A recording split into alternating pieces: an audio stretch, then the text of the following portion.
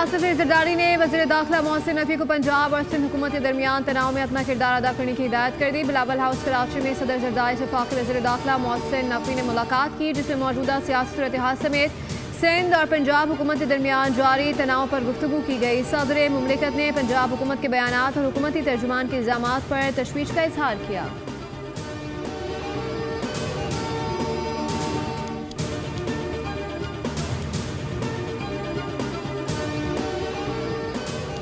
Peoples party आपकी इत्तेहादी है, गुलाम नहीं। हुकूमतों पर तनकीद करना हर पाकिस्तानी का हक है। तनकीद को मुस्बत अंदाज में लिया जाए। हम नहीं चाहते कि इस लहजे में जवाब दें जिसमें आपके लोग देते हैं। आप अगर पंजाब के हुक्मरान हैं तो वोट की ताकत पर हैं। पंजाब किसी एक पार्टी की जागीर नहीं। रहनुमा पीपल्स पार्टी परवश खान की न्यूज़ कॉन्फ्रेंस का अपने घर की लड़ाई हमारे गले न डालें। कोशिश है कि जमहूरियत चले, फले, फूले। हमने पहले भी मुश्किल वक्त में आपको कांधा दिया है, अब भी देंगे। हम उनका मुकदमा लड़ेंगे जिनके घर छतों तक डूबे हुए हैं।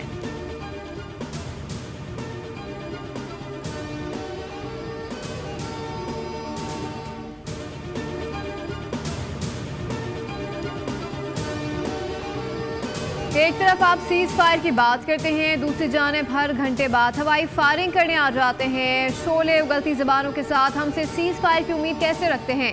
आज़मा बुखारी कहती हैं कि पीपल्स पार्टी की जानिब से रोज़ प्रेस कॉन्फ्रेंसेस की जा रही हैं, अगर इनको जवाब ना दें तो क्या करें? सिंध पर बहुत माफियाँ उधार हैं। मरियम किस चीज़ की माफ़ी मांगे? शुरू पीपल्स पार्टी ने किया, ख़त्म भी उनके बस में है। पीपल्स पार्टी को वफाक को कमज़ोर करना है, इसलिए उन्होंने पंजाब हुकूमत को निशाना बनाया। मुझे समझ नहीं आ रहा कि पीपल्स पार्टी चाह क्या रही है।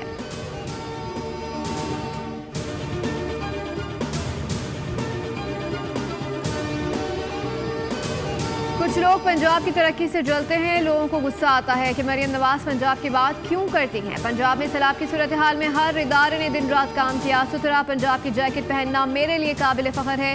सुथरा पंजाब की वर्दी पहनकर ये पैगाम दिया है कि मैं आपसे और आप मुझसे हैं। ये वो वर्दी है जिसे पंजाब के चप्पे चप्पे को साफ किया है।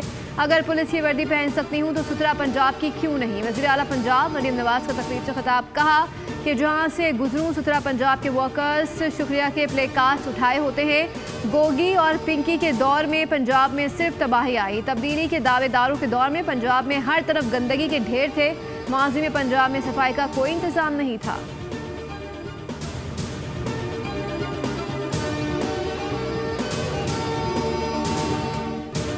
वज़ीर आला के पी अली अमीन गंडापुर ने सूबा बर्बाद कर दिया। अली अमीन गंडापुर को एक दिन भी नहीं रहना चाहिए। सरबराह JUI मौलाना फजलुर रहमान का पार्लियामेंट में इजहार ख्याल। PTI पर तनकीद करते हुए कहा कि PTI ने कौमी असम्बली और सेनेट में अपोजिशन लीडर्स महमूद खान अटकज़ई और राजा अल्लामा नासिर अब्बास को बनाया। उनके लीडर्स को अपनी जमात के लोगों पर एतबार नहीं, या वो उनको इस काबिल ही नहीं समझते।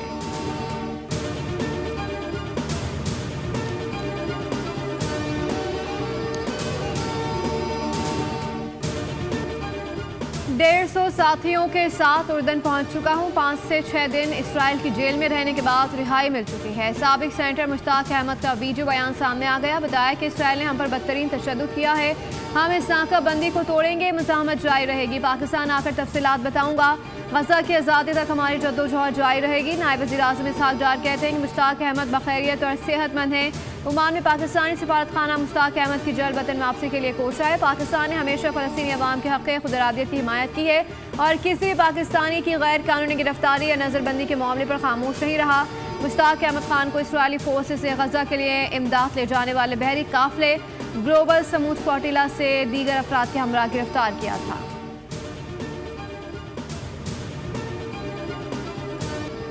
सियोनी बर्बरियत के 2 साल मुकम्मल, हज़ारों शहीद, लाखों जख्मी और बेघर हो गए। आज भी दहशतगर्द इसराइल की जानिब से फ़लस्तीनियों की नस्ल कुशी और गजा की तबाही जारी है। ताज़ा हमले में सुबह से अब तक 10 फ़लस्तीनी शहीद कर दिए गए। शहीद होने वालों में इमदाद की तलाशी भी शामिल। वज़ारत सेहत के मुताबिक गुज़श्ता 24 घंटे में 24 फ़लस्तीनियों को शहीद और 96 को जख्मी कर दिया। अक्टूबर 2023 से इसराइली जंग में शहीद फ़लस्तीनियों की तादाद 57,164 हो गई है। जख्मी फ़लस्तीनियों की तादाद 1,69,679 हो गई।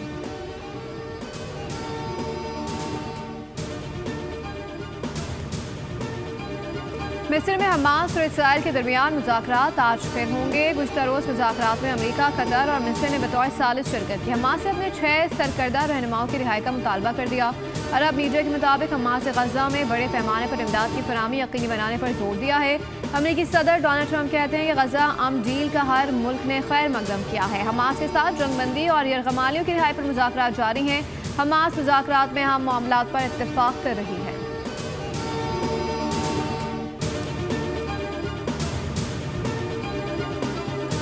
सदर ट्रंप का एक बार फिर सहाफ़ियों से गुफ्तगू में तिजारत और टैरिफ से जंगें रोकने का जिक्र कहा। 7 जंगें रुकवाई। पाकिस्तान और भारत की जंग भी रोकी। जंग में 7 भारतीय तैयारे गिराए गए थे।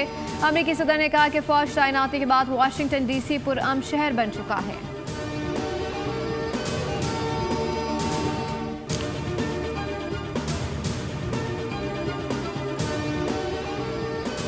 पाकिस्तान भारत के साथ हथियारों की दौड़ में शामिल नहीं। पाकिस्तान ने कभी हकाइक से खेलने या छुपाने की कोशिश नहीं की। DGISPR लेफ्टिनेंट जनरल अहमद शरीफ चौधरी का गैर मुल्की जरीदे ब्लूमबर्ग को इंटरव्यू। कहा, हम हर किस्म की टेक्नोलॉजी के हुसूल के लिए तैयार रहते हैं। मार्का हक में हिंदुस्तान पाकिस्तान का कोई तैयारा नहीं गिरा सका। डोनाल्ड ट्रंप 7 भारतीय तैयारे गिराए जाने की तस्दीक कर चुके हैं। DGISPR ने मार्का हक में पाकिस्तानी हथियारों बशमूल पाकिस्तानी अफवाज में शामिल चीनी प्लेटफॉर्म्स की मौसर कारकर्दगी की तौसीक की। कहा कि हमारी फौजी तरक्याती हिकमत अमली हमेशा मौसर और कारगर प्लेटफॉर्म्स और अंदरूनी पाकिस्तानी टेक्नोलॉजी को शामिल कर रही है। ब्लूमबर्ग ने अपनी रिपोर्ट में कहा कि मार्का हक में पाकिस्तान के चीनी साख्ता J-10C ने राफेल समेत मुतादिद भारतीय फिजाया के तैयारे मार गिराए।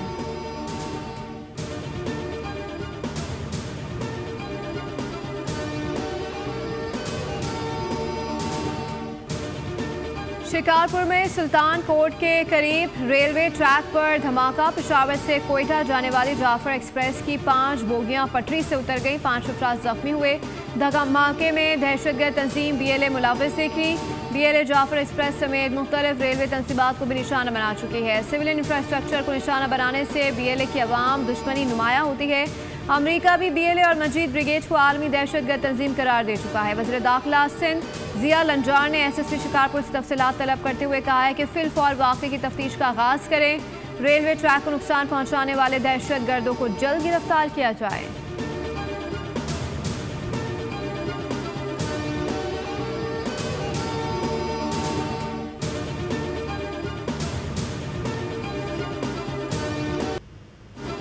वज़ीर आज़म पाकिस्तान के लिए बड़ा एजाज़ PhD doctorate leadership and governance की एजाज़ी डिग्री से नवाजा गया। तकरीब से खिताब में कहा कि बैन अक़वामी यूनिवर्सिटी मलेशिया से डॉक्टरेट की एजाज़ी डिग्री हासिल करना एजाज़ है। 4 दहाइयों से ज़ायद अरसे तक सूबा पंजाब के अवाम की खिदमत की। अब पाकिस्तान के वज़ीर आज़म की हैसियत से फ़राइज़ अंजाम दे रहा हूँ। क़यादत कोई इम्तियाज़ नहीं बल्कि एक अमानत है। हमेशा ख़ुलूस नियत और साबित कदमी के साथ अवाम की खिदमत करता हूँ। क़यादत को दयानत, इखलास, अदल और शफ़ाफ़ एहतिसाब के साथ अदा करना लाजिम है। ख्वाहिश है कि पाकिस्तान और मलेशिया के दरमियान इल्मी ताउन मज़ीद मजबूत हो। आज उम्मत मुस्लिमा को तनाज़ात, गुरबत, बाहिमी इंतशार के बेशुमार चैलेंजेस का सामना है। हमारी जिम्मेदारी है कि नौजवान को इंसानियत की खिदमत के लिए मौका फराहम करें।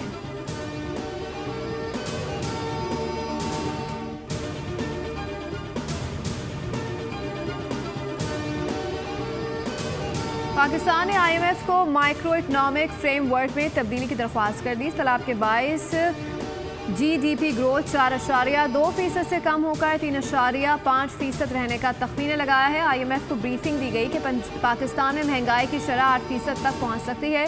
पाकिस्तान को तहाल बैरूनी महाज पर सख्त चैलेंजेस का सामना है। खत्ते में टेंशन की सूरत बैरूनी इस्तेहकाम पर दबाव बढ़ा सकती है।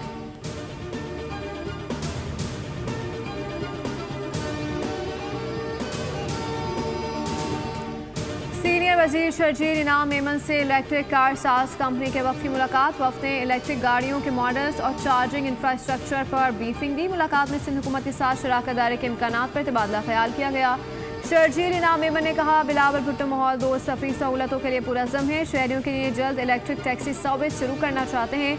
इलेक्ट्रिक गाड़ियाँ ईंधन की बचत और माहौलियाती आलूदगी में कमी का जरिया बनेंगी। सिंध हुकूमत पायदार तरक्की के एजेंडे पर अमल पैरा है।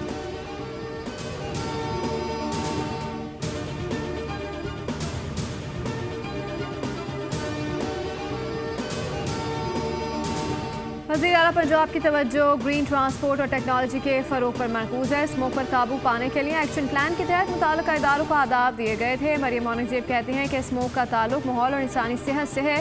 स्मोक के खात्मे के लिए ठोस इकदाम किए गए हैं। स्मोक का बाइस बनने वाले अवामिल के सद्दबाब पर तवज्जो मरकूज़ की गई। इलेक्ट्रिक बाइक्स की स्कीम शुरू की गई है।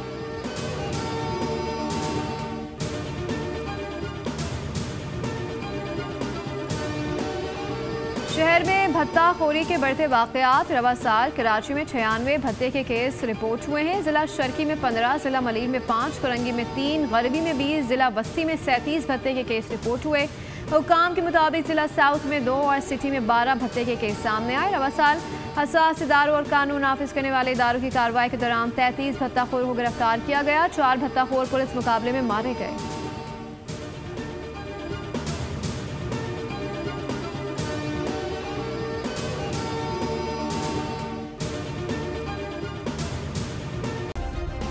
सब्सक्राइब करें और बेल दबाएं ताकि कोई खबर रह न जाए।